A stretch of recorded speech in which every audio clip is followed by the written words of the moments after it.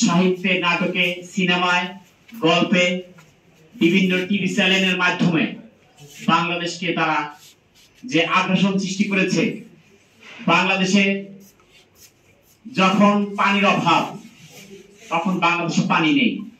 যখন পানির প্রয়োজন নেই, তখন আমাদের সেই পাকা ধান তাদের পানি দিয়ে আমাদেরকে চুবিয়ে মারে।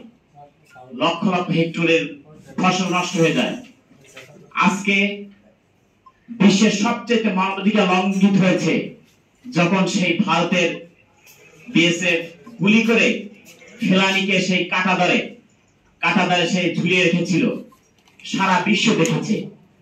আজকে বাংলাদেশের দিকে তারা আঙুল তোলে, কারণ বাংলাদেশের চারপাশে ভারত। তারা জানে যে বাংলাদেশে 18 কোটি মানুষ, 18 কোটি নাগরিককে যদি তাদেরকে কাজে লাগিয়ে আমাদের স্বার্থ উদ্ধার করা যায়, তাহলে আমাদের ব্যবসা বাণিজ্য, আমাদের শিল্প কল কারখানা, সমস্ত কিছু আমরা ফায়দা লুটতে পারবো। আজকে ভারতীয় আগ্রাসনের কারণে বাংলাদেশের গার্মেন্টস শিল্প থেকে শুরু করে বাংলাদেশের ইন্ডাস্ট্রিয়াল যত প্রতিষ্ঠান আছে ধ্বংসের মুখে যাচ্ছে। আজকে বাংলাদেশে ভারতীয় নাগরিকরা অনায়াসে এই সীমান্ত দিয়ে তা প্রবেশ করছে।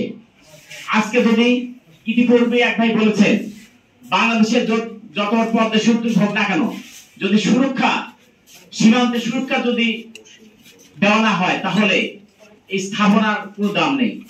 আজকে সার্বভৌমত্ব রক্ষার জন্য সীমান্তে জোরদার সিকিউরিটির ব্যবস্থা করতে হবে। বাংলাদেশের যত অবৈধ ভারতীয় নাগরিক আছে, অবৈধ ভারতীয় যারা আছে, তাদেরকে বাংলাদেশ থেকে বিতাড়িত করতে হবে, চিহ্নিত করতে হবে। বাংলাদেশে বিভিন্ন উপায়ে বাংলাদেশ তারা শোষণ করছে। আমাদের এই দেশকে দারিদ্র বললেও আক্ষরিক অর্থে দারিদ্র মনে করি না। বাংলাদেশ 18 কোটি মানুষ, 18 কোটি মানুষের 36 কোটি হাত। এখানে আছে মৎস্য সম্পদ, পশু সম্পদ, খনিজ সম্পদ, বন সম্পদ, সর্বোপরি আছে মানব সম্পদ। এই মানব সম্পদকে যদি সুষ্ঠুভাবে কাজে লাগানো যায়, বাংলাদেশ বিশ্বের দরবারে মাথা উঁচু করবে, বাংলাদেশ তাদের অধিকার প্রতিষ্ঠা করবে। আজকে অন্তর্বর্তীকালীন সরকারকে বলতে চাই, আপনারা যৌক্তিক সময়ের মধ্যে ডিসেম্বরের মধ্যেই নির্বাচন দিন। বাংলাদেশে নির্বাচনের মাধ্যমে যে সরকার প্রতিষ্ঠিত হবে, সেই সরকার গত 17 বছরে স্বৈরাচারী শেখ হাসিনা সরকার যেভাবে ভারতীয় পেট এজেন্ট ছিল, এজেন্টের মাধ্যমে বাংলাদেশের ভোটাধিকার, ভাতের অধিকার, ইলেকশনের যে প্রতিষ্ঠানগুলো ছিল, সমস্ত কিছু ধ্বংস হয়েছে। আজকে বাংলাদেশের মানুষ স্বাধীনভাবে কথা বলতে পারছে।